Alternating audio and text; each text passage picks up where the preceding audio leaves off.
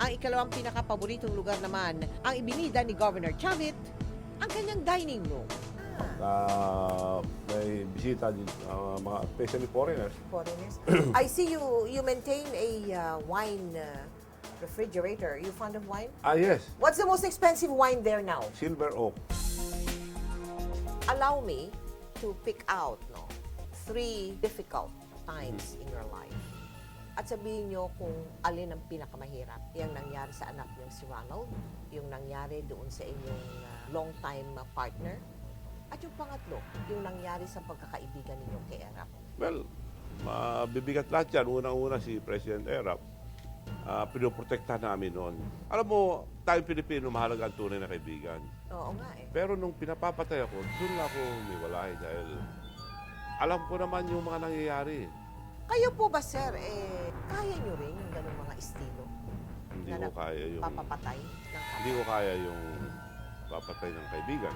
Yung nga, kalaban ko, yung lalaki, nahuli kong maliit ang pinatay ko na sana kung galing yung papatay ng tao. Pero merong mga bali-balita, chismis-chismis no, na meron din kayong mga nais na ipa-salvage Yun, nangyari yan nung impeachment. Kung ano-ano lang ipato sa akin, graft and corruption, papatay ng tao yan, ganyan-ganyan.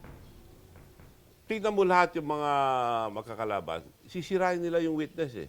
Yes. They have to destroy their Yeah, credibility. yeah, I know what So you're that's saying. what they did to me. Opo.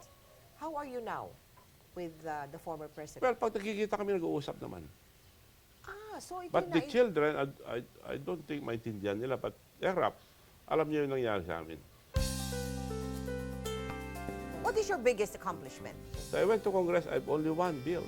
And it became a law. Republic Act 7171, Okay. which 15% of all the excise taxes of cigarettes will go back to the Virginia tobacco-producing provinces. It was approved by President Cory. Now, may billions na papasok sa 4 provinces. Not only my province, Ilocos Sur, Ilocos Norte, Abra, La Union. May kulang pa ho ba sa inyo? Wala na, ako kontento na ako. Kontento na kayo? Papasalamat ako sa ating Panginoon. At dami ko na nga utang eh. Ilang beses na ako naligtas. Nahulog na ako sa helicopter, buhay ako. Okay. Aksidente na ako sa aeroplano, buhay pa rin. Oh, Inambus ako several times, namamatay yung mga katabi ko, buhay pa rin. okay. So, ang dami ng utang eh. Babayad naman ako ngayon. Thank you so much. Salamat po. Thank you very, very much. Anytime. And hope to see you again. Hanggang sa susunod na Lunes, muli niyo kaming samahan sa pagsilip sa buhay at bahay ng mga taong kabilang sa Powerhouse. Ako po, si Belkian.